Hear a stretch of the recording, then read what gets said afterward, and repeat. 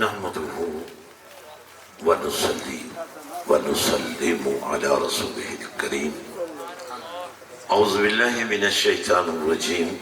بسم اللہ الرحمن الرحیم.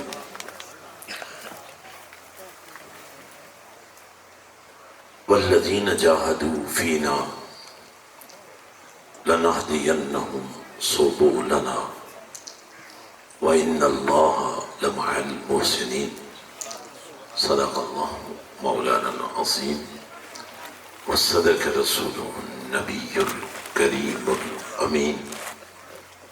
صلاۃ والسلام علیک یا سیدی یا رسول اللہ وعلی آلک واصحابک یا سیدی یا حبیب اللہ.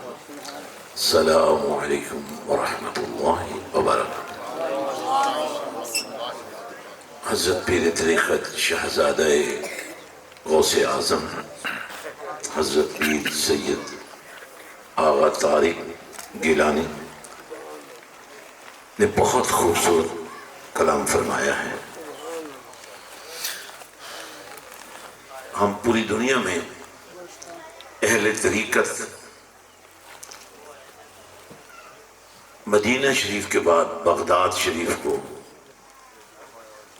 اپنا مرکز محبت سمجھتے بھی ہیں اور مانتے بھی ہیں.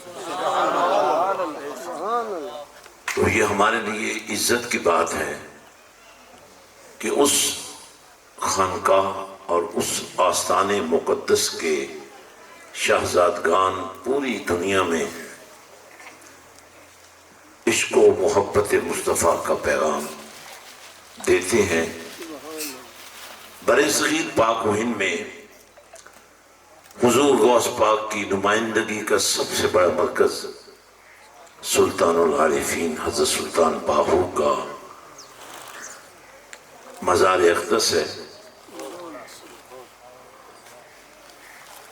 ہمارے دین کی شان یہی ہے کہ وہ محبت جو اللہ نے اپنے نبی سے فرمائی ہے اور جس محبت کا جھنڈا اصحاب رسول نے اٹھایا اور جس مشن محبت کی تکمیل میرے اور آپ کے آقا مولا حضور غوث پاک نے فرمائی ہے. آج اسی محبت کا پیغام لے کر ہم پوری دنیا میں جا رہے ہیں. بڑی خاص بات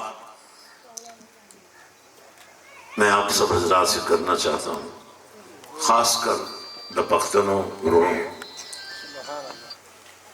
دا ڈیر غٹ دے اللہ پاک احسان دے کہ تاسو عاشقان رسول اولادانی اور بیادے عاشقان رسول چے دی آگو دا پارا ڈیر لوئے نام دادا چے چوک با عاشق رسول بھی آگا با خدا ولی بھی. جو عاشق رسول لوگ ہوتے ہیں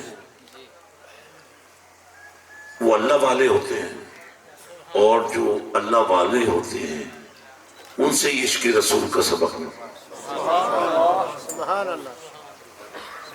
بڑی درد مندانہ فکر حضرت پیر صاحب نے بیان فرمائی ہے اور میں اسی سلسلے میں پوری دنیا میں ہم کام کر رہے ہیں اور کام یہی ہے جو آپ کے اس مدرسے میں ہو رہا ہے. یہ صرف حافظ نہیں بن رہے، یہ عاشق رسول.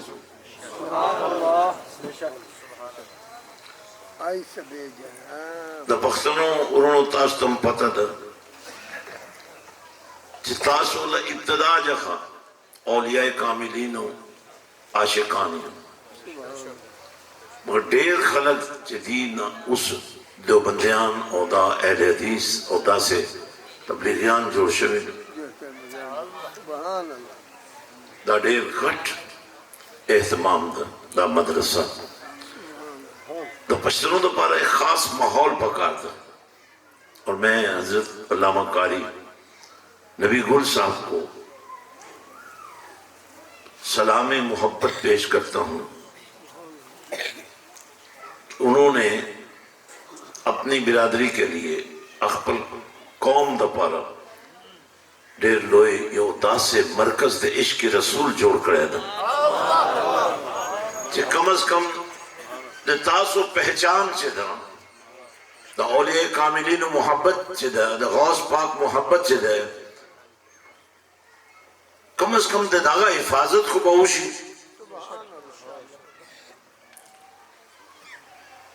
تو اس لیے میں سمجھتا ہوں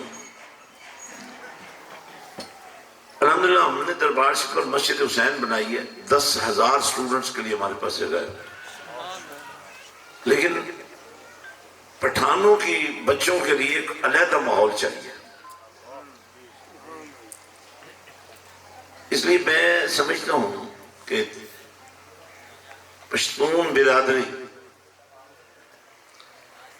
اس مدرسے کو اپنا مرکز بنائے,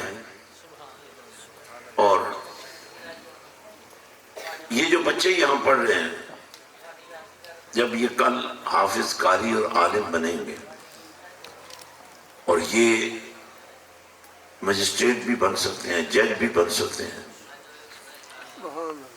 اور یہ مبلغ اسلام بھی بن سکتے ہیں, کل جب یہ عملاً مسلمان لیڈرشپ میں آئیں گے تاسو سرونه به د فخر سره به اوچت شي. تو یہ فخر آپ کے لیے ہو جائے گا کہ آپ کے بچے حافظ و قاری بھی ہیں, عاشق رسول بھی ہیں, اور جج اور مجسٹریٹ بھی ہیں. تو آج میں اسی فکر کو تھوڑا سا آگے لے جانا چاہتا ہوں. آج ہم نے کیا کرنا ہے, اس کا جواب میں ایک انگریز عورت کی طرف سے آپ کو دیتا ہوں. جب میں ایک دفعہ ایک ڈائیلاگ میں تھا, انٹرفیتھ کا ڈائیلاگ تھا, دنیا بھر کے مذاہب کے لوگ آئے ہوئے تھے, تو آخر میں سوال جواب تھے. تو ایک انگریز لڑکی نے مجھ پہ سوال کیا کہ you claim that your Rasul is Rahmat lil-Alameen, the source of mercy. I can't understand how he is the source of mercy when you cut the hands of the people. تم کہتے ہو تمہارا نبی رحمت للعالمین ہے, تو یہ کیسی رحمت ہے, لوگوں کے تم ہاتھ کاٹ رہے ہو. تو میں نے اسے کہا allow me to answer you, مجھے اجازت دو میں تمہیں جواب دوں. میں نے اس کو کہا if you become sick and the doctor diagnosed that you have got cancer,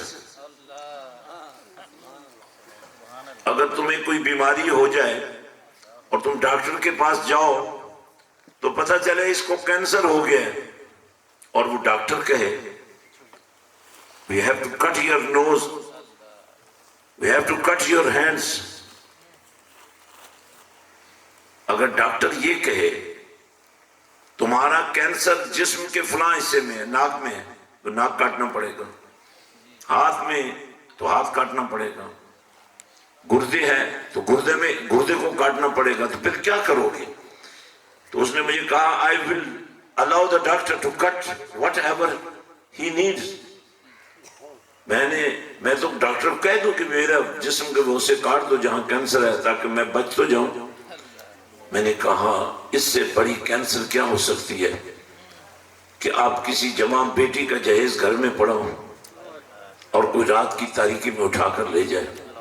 میرے نبی نے تو کینسر کو کاٹا ہے, یہی تو رحمت للعالمین ہی ہے. اس وقت اتحاد امت بہت ضروری ہے, اور اتحاد امت کے لیے ہمارے پاس ایک بنیاد ہے, والذین جاہدوا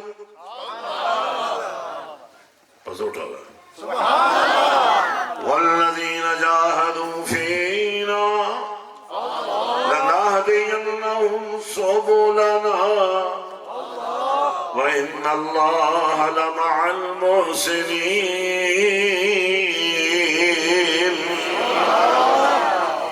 وہ لوگ جو اللہ کی راہ میں جدوجہد کرتے ہیں، کوشش کرتے ہیں، اللہ کی راہ میں نکلتے ہیں، اللہ کی محبت میں فاقے کرتے ہیں، اللہ کی محبت میں جانیں قربان کرتے ہیں، اللہ کی محبت میں عزتوں کو محفوظ کرتے ہیں۔ اللہ تعالیٰ کا فرمان ہے لَنَهْدِيَنَّهُمْ سُبُلَنَا لنا، میں تمہارے لیے ہدایت کے تمام راستے کھول دوں گا۔ وَإِنَّ اللَّهَ لَمَعَ الْمُحْسِنِينَ۔ اور وہ لوگ جو آج کسی بھی انسان کو بچانے کی بات کرتے ہیں، کسی بھی انسان کو اٹھانے کی بات کرتے ہیں، کسی بھی انسان کو بچانے کی بات کرتے ہیں، کسی بھی انسان کی زندگی کو محفوظ کرنے کی کوشش کرتے ہیں، اللہ فرماتے ہیں وہ محسن ہے، احسان کرنے والا ہے۔ تو اللہ نے فیصلہ سنا دیا ہے، قیامت کا دن لگنا ہے، کوئی کسی کا نہیں ہوگا، باپ بیٹے کی مدد نہیں کر سکے گا، بھائی بھائی کی مدد نہیں کر سکے گا، لیکن فرمایا اس دن جب کوئی کسی کا نہیں ہوگا تو فرمایا اللہ وَإِنَّ اللَّهَ لَمَعَ الْمُحْسِنِينَ، تو اللہ ان احسان کرنے والوں کی معیت ان کو عطا کر دے گا۔ آج فلسطین جل رہا ہے، آج لیکن ہمیں ایک حوصلہ ہوا ہے، اگر فلسطین کا ایک چھوٹا سا بچہ 8 یا 10 سال کی عمر کا اپنے مکان کے ملبے پر بیٹھ کر رونے کی بجائے قرآن کی تلاوت کر رہا ہے، تو پھر مجھے آپ سے پوچھنے کا حق ہے کہ آپ کو اور ہمیں تو قرآن پڑھنا ہی نہیں آتا۔ اگر ہم قرآن پڑھنے والے بن جائیں، اور یہی وہ کام ہے جو مدرسے کر ہے۔ امریکہ مسلمانوں اور مسلمان حکمرانوں سے نہیں ڈرتا، کیونکہ ان میں کوئی سلطان صلاح الدین ایوبی نہیں ہے، ان میں کوئی سلطان نور الدین زنگی نہیں ہے، ان میں کوئی سلطان محمود غزنوی نہیں ہے۔ وہ مدرسے سے ڈرتا ہے، وہ ان سٹوڈنٹ سے ڈرتا ہے، وہ شمع رسالت کے ان پروانوں سے ڈرتا ہے، وہ علامہ قاری نبی گل سے ڈرتا ہے، وہ آپ سے ڈرتا ہے جو قاری علامہ قاری نبی گل کے ساتھ کھڑے ہیں، جنہوں نے اپنے بچے، آپ نے جب بچے دیے ہوں گے ان کو 100 دفعہ سوچا ہوگا کہ یہ بچہ جوان ہو کر ہمارے ساتھ کام کرتا، پیسے کما کے لاتا، اب یہ مولوی بن جائے گا، قاری بن جائے گا، یہ ہمیں تو کچھ نہیں دے گا۔ تاسو ڈیر لوئے تورا دا برونو چی تاسو دومنا لوئے قربانی کرے دا، دا قربانی اصل قربانی دا یہ اصل قربانی ہے کہ آپ اپنا بیٹا اپنے پاس رکھ کر لوفر نہ بنائیں، بدماش نہ بنائیں، موبائل چور نہ بنائیں، غدار اسلام نہ بنائیں، اپنے بیٹے کو اپنی بیٹی کو قرآن کے نور میں رچا بسا دیں۔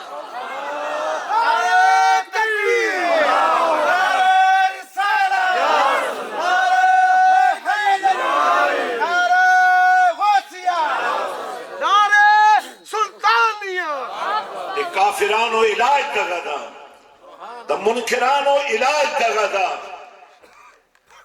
چہ دوئی اخپل دین باندے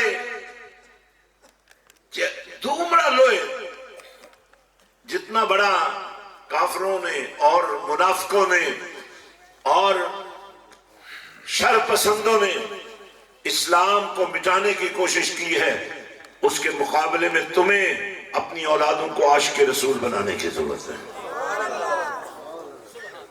عاشقی چشدہ یہ بڑی اہم بات ہے۔ ابھی حضرت پیر صاحب نے آپ کو بتایا نا، عاشقی یہ ہے کہ نبی وضو کر رہا ہے، آواز زور لگا کے بولو، تاسو کور پر دا آواز پکا دا چلار سے۔ عاشقی یہی ہے نا کہ آمنہ کے لال وضو فرما رہے ہیں، صحابہ پانی کا ایک قطرہ زمین پر نہیں گرنے دیتے، ان سے پوچھا یہ پانی وضو کا پانی جو استعمال ہو جائے تو دوبارہ وضو نہیں ہو سکتا، یہ پانی تم ہاتھوں میں لے کر اپنے چہروں سے کیوں لگا رہے ہو؟ ان کا جواب کیا تھا؟ یہ پانی وہ عزت والا پانی ہے جس نے نبی کے ہاتھوں کو چوما ہے، نبی کے لبوں کے بوسے لیے ہیں، نبی کی پلکوں کو چوما ہے۔ یہ پانی ہمارے ہوتے ہوئے زمین پر گر جائے؟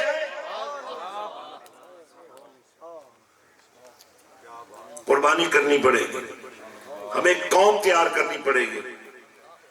وہ قوم نہیں جو پوچھے نبی کے والدین کا ایمان کیا ہے، جبکہ ہم ہر نماز کے اندر پڑھتے ہیں زان بپوئی کہو اللہم صلی علی محمد وعلی آل محمد کما صلیت علی ابراہیم وعلی آل ابراہیم دل موس کے خوائے درود باندے دے رسول بھی اور دے رسول آل باندے بھی اور دے رسول جد آلہ باندے اور دے حضرت ابراہیم علیہ السلام آل باندے دے درود بھی۔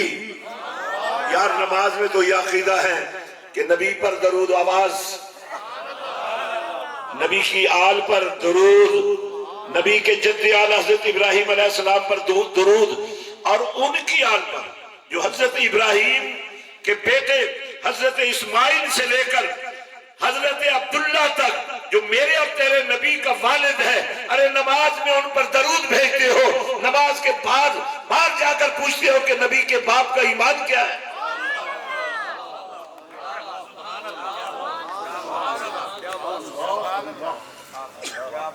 تو یہودیانہ ایجنٹ کو موجود تھی کلمام وائی مجھ کو بیان کم الموضوع نہ کہو ماہ کے خطا سے بڑھیر کہو نا۔ اب تو بہت سارے لوگ نماز بھی نہیں پڑھتے نا۔ ہمارا رولہ یہ نہیں کہ ہم نماز پڑھتے ہیں، ہمارا رولہ تو یہ ہے نماز بھی نہیں پڑھتے اور جہاد بھی نہیں کرتے۔ ایمان تو بنتا ہے نا پاکیزگی اور طہارت سے، نصف ایمان ہے، نصف ایمان ہے پاکیزگی اور طہارت۔ میرے نبی نے فرمایا جس نے اہتمام سے وضو کیا اس کے جسم کے سارے گناہ وضو کے پانی کے ساتھ ہی بہہ جاتے ہیں، اور فرمایا قیامت کا دن ہوگا ہاتھ چمکیں گے۔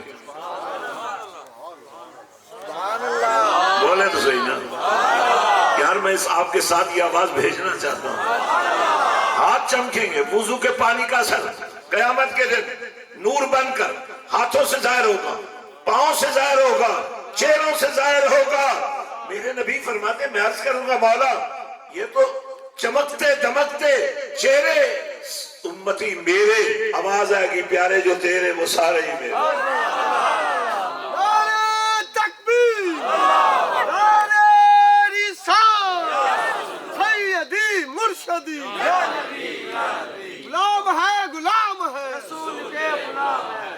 حضرات گرامی، آج میں ایک دو بنیادی عقائد کی بات کر کے پھر وہ جو پیغام ابھی آپ نے لیا اس پر آپ کو فوکس کروں گا، اور مجھے پتہ ہے میں نے لمبی تقریر نہیں کرنی چونکہ پختنو یہ دا ہم عادت دا جی وقت باندھے خوری وقت باندھے چل بھی وقت باندھے پورتے کہ جی کمال یہ ہے ہمارے نبی پاک کی سنت ہے یہ، عشاء کے بعد حضور کوئی عبادت نہیں فرماتے تھے، کوئی جہاد کی بات نہیں کرتے تھے، کوئی تقریر نہیں کرتے تھے۔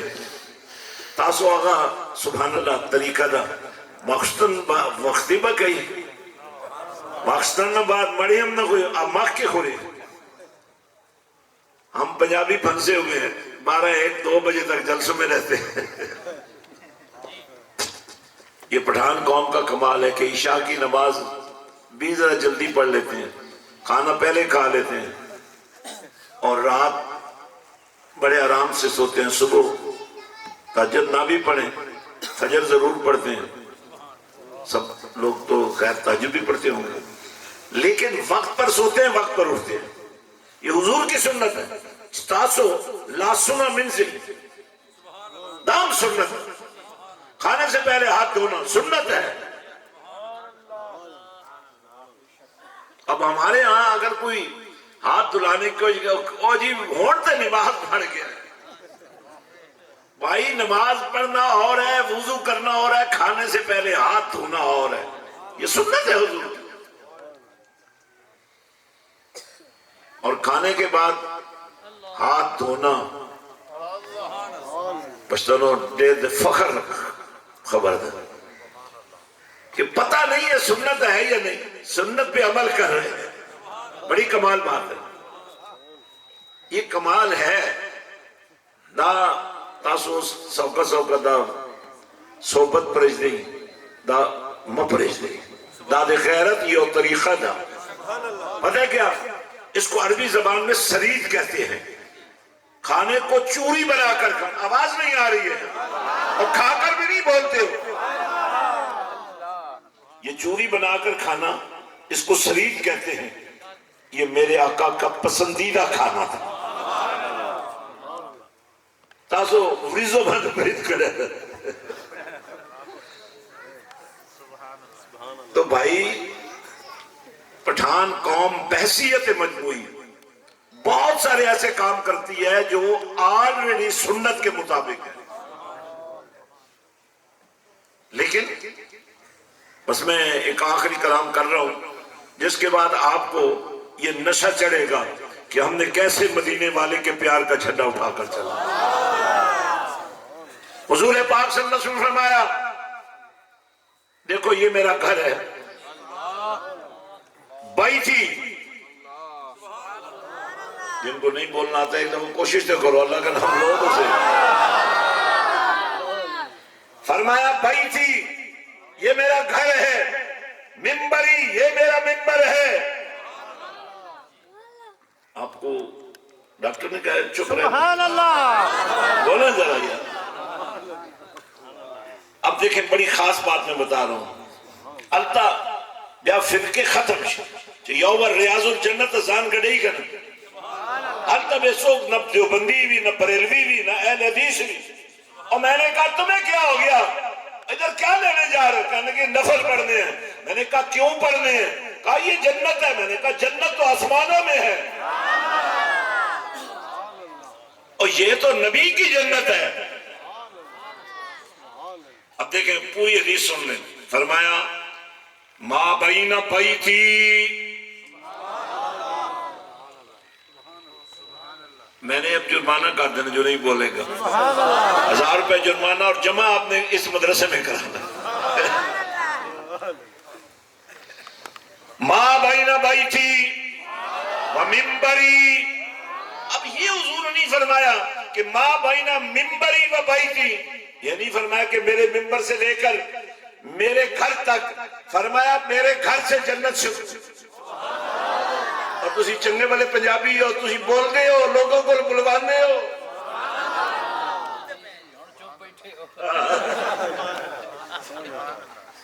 ما بین بیتی. اب اس کا مطلب یہ ہے کہ حضور نے فرمایا میرا گھر جتنا بھی ہے، بولیں بولیں بولیں، میرا گھر پورا جو نبی کا گھر ہے وہ جنت ہے، تو جو رہیں گے وہ بھی تو جنتی ہوں گے.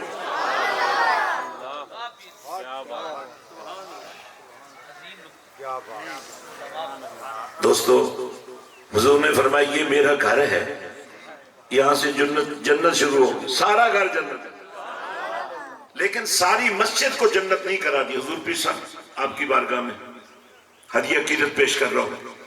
فرمایا یہ جو حصہ مسجد کا میرے گھر کے ساتھ ہے اور اس کی حد کیا میرا ممبر. فرمایا یہ جنت ہے. ارے اگر نبی فرما دیتے نا پوری مسجد جنت ہے تو ایسا ہی ہو جائے. حضور نے فرمایا میرا گھر جنت ہے اور میرے گھر سے لے کر میرے ممبر تک یہ علاقہ جنت ہے. ما بین بیتی و ممبری روضۃ من ریاض الجنہ. یہ جنت کے باغوں میں سے ایک باغ ہے. ایک دن میرے اور آپ کے نبی نے اسی جنت میں جنتیوں کو بٹھا لیا. صدیق اکبر فی الجنہ، ابو بکر فی الجنہ، عمر فی الجنہ، عثمان فی الجنہ، علی فی الجنہ. جنتیوں کو جنت میں بٹھا لیا. حسن حسین تو ویسے ہی جنتی نوجوانوں کے ساتھ. اور فرمایا اب دیکھیں منظر میں بیان کر رہا ہوں تاسو اخپل کور کے اخپل جائے کے باندھے اخپل ڈیرا باندھے دا میلاد محفل نہ کوئی محفل میلاد اگر نہیں کرتے تو غلطی کر رہے ہو، کیونکہ میرے نبی نے ریاض الجنت میں جنتیوں کو بٹھا کر انہیں فرمایا آؤ سنو آج میرا ایک عاشق تمہیں میری تعریف سنائے۔ وَأَحْسَنُ مِنْكَ لَمْ تَرَ قَطُّ عَيْنِي۔ میلاد کا مہینہ شروع ہوا، مسجد نبوی کا خطیب پہلے ہی جمعے پر یہ خطاب کر رہا ہے کہ حضور آئے تو ساری کائنات میں بہار چھا گئی، اور یہ شعر پڑھا وَأَحْسَنُ مِنْكَ لَمْ تَرَ قَطُّ عَيْنِي۔ یا رسول اللہ میری آنکھوں نے آپ جیسا ہنسی دیکھا ہی۔ کتنے ہنسی ہیں؟ وَالضُّحَىٰ،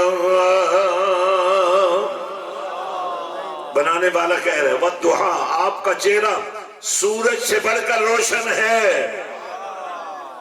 سامنے بہ کے بے ایمانی تو سارا ہزار روپے بہ گیا دلے ہے۔ یہ مدرسے پیسوں سے چلتے ہیں، یہ نہیں مانگتا، یہ شعر ہے، مگر ہمیں زبردستی دینا چاہیے۔ یہ بچے آپ کے سامنے جو بیٹھے ہیں، آپ ایمانداری سے بنائیں، پگڑیاں تو آپ بھی باندھتے ہیں، ان کی پگڑیوں میں کتنا نور ہے۔ اب سارے پٹھان بہ جاؤ رل کے انہاں بچیاں دا مقابلہ کر لو، تاسو اولادوں نہ دی، تاسو ہم دیر خوش نصیبی ہیں۔ اب یہ وہ بچے ہیں جو تمہارے پاس رہتے ہیں تو پتہ نہیں بہت اچھے نام سے ان کو لوگ کہتے ہیں کہ بڑا ڈاڈا پٹھان ہے، لیکن آج یہ پٹھان عاشق رسول بن گیا ہے۔ دانند چتاسو عاشق رسول نہیں مگر عملاً تو یہ جو مدرسہ ہے اس کے ساتھ کھڑے ہو جاؤ، دیوار سے اینٹ سے اینٹ لگے تو دیوار بن جاتی ہے، زور لگا کے بولیں، ہر اینٹ دوسری اینٹ کے ساتھ جڑ جائے تو دیوار بن جاتی ہے، اور دیواریں دیواروں سے مل جائیں اور چھت پڑ جائے تو مکان بن جاتا ہے۔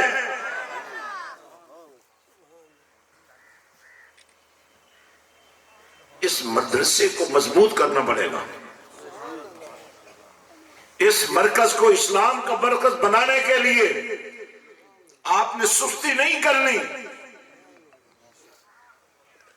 یہ پیسے ہیں نا، میں علامہ قاری نبی گل سے کے لیے ان کے مدرسے کے لیے یوں یہ سارے دو مجھے دو، یہ آپ نے مجھے دی ہیں، میں اس لیے ان کے لیے اچھال رہا ہوں حضرت پیر صاحب کی کرم بھی کہ آپ میں سے ہر شخص یہ جلسہ تھوڑے پیسوں کے لیے نہیں کرنا، میرے ساتھ ان کی یہ بات ہوئی ہی نہیں ہے، لیکن میں اپنا ایمانی فریضہ سمجھتا ہوں۔ ایک ایک بندہ اٹھتا جائے، ویسے میں جب کسی جگہ پہ جاتا ہوں نا تو میں ساری جیبیں خالی کرواتا ہوں، مگر آپ سے یہ نہیں کہوں گا، آتے تو دے دو، میں خوار کے ہی سبحان اللہ، پھینک دو یار، دنیا کا مال کیا کرنا، پھینک دو اس کو ادھر، اور ادھر نہ پھینکو، ادھر آ کر پھینکو، پھر ادھر سے اٹھانے پڑے گا، ادھر آ کر پھینکو، ڈر طرح سے دیر جوش و جذبے سر۔ اور یہ مجاہد تیار ہو رہے ہیں فلسطین کی آزادی کی جدوجہد کے لیے، یہ مجاہدین تیار ہو رہے ہیں۔ میں سب کو دیکھنا چاہتا ہوں، اللہ بھی سب کو دیکھنا چاہتا ہے، اٹھ کر آئیں جو پہلے بھی نہیں اٹھے۔ حضرت پیر صاحب کو بھی ضرورت نہیں ہے، آپ میں سے جتنے لوگ آئے ہیں یہ آپ کا جذبہ ہے، لیکن جو نہ ان کی باری آئے نہ میری باری آئے، آپ ضرور آئیں تاکہ ہم اپنے مدرسوں کو جن سے امریکہ ڈرتا ہے